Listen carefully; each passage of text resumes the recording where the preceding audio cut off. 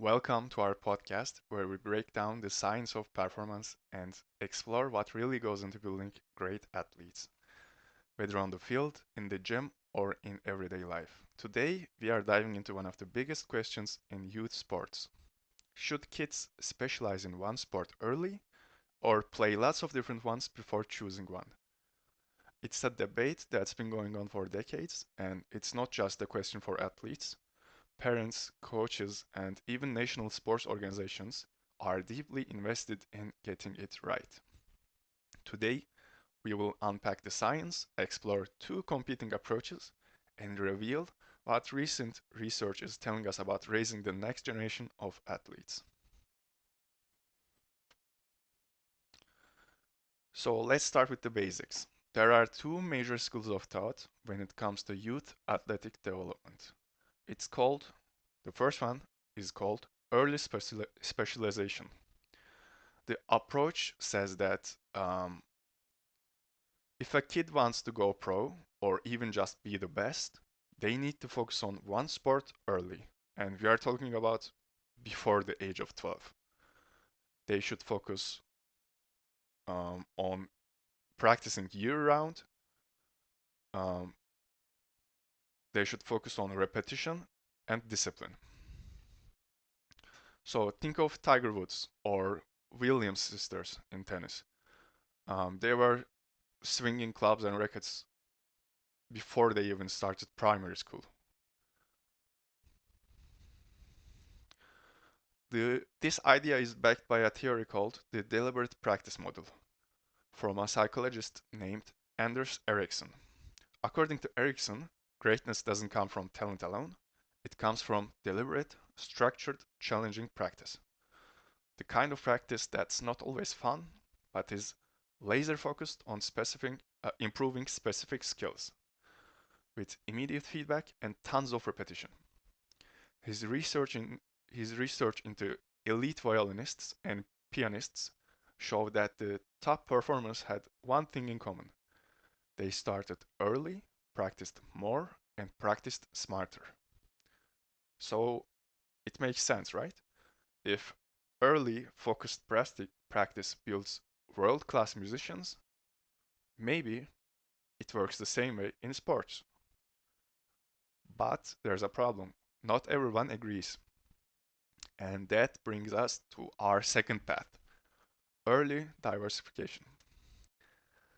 This idea comes from researchers like Jean Coté, and it's part of what's known as developmental model of sports participation.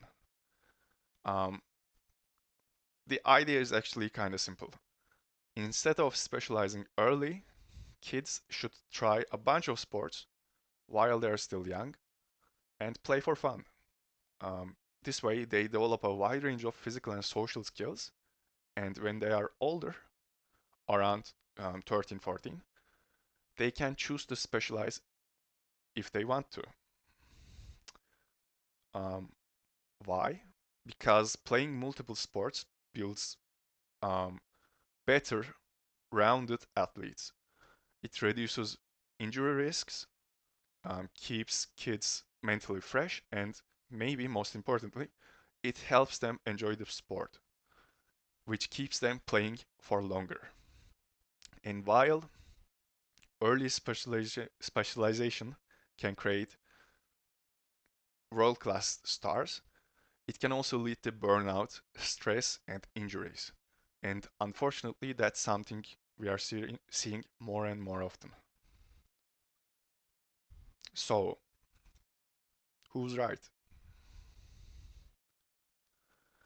Well, recently, research is pointing towards one direction. A major study by Gillich and colleagues in 2021 analyzed data from elite athletes across a wide range of sports. And here is what they found. The majority of the world class athletes, actually didn't specialize early. In fact, the ones who reached the very top often played multiple sports as kids, took their time specializing, and actually started their focus training later than those who peaked at national or international level.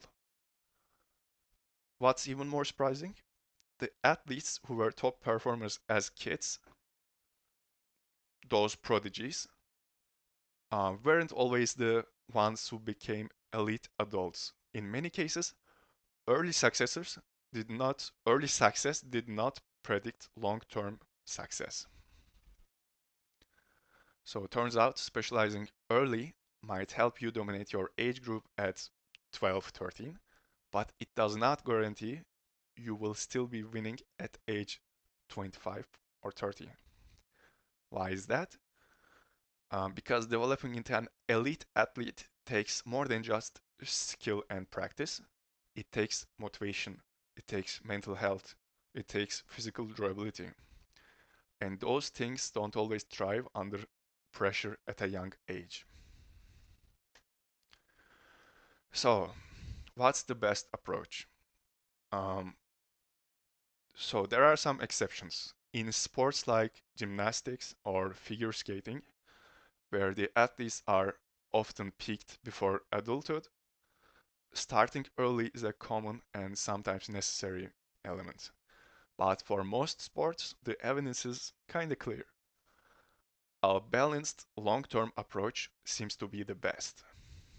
So let kids play, let them explore, encourage deliberate practice, but only when they are ready and not when they're 6 years old.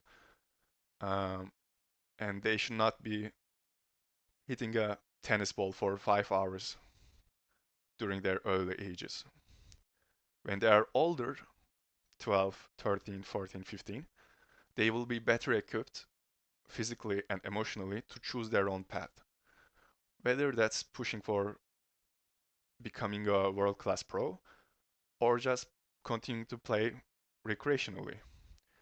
And here's the beautiful part, those early years of play and variety, they are not wasted.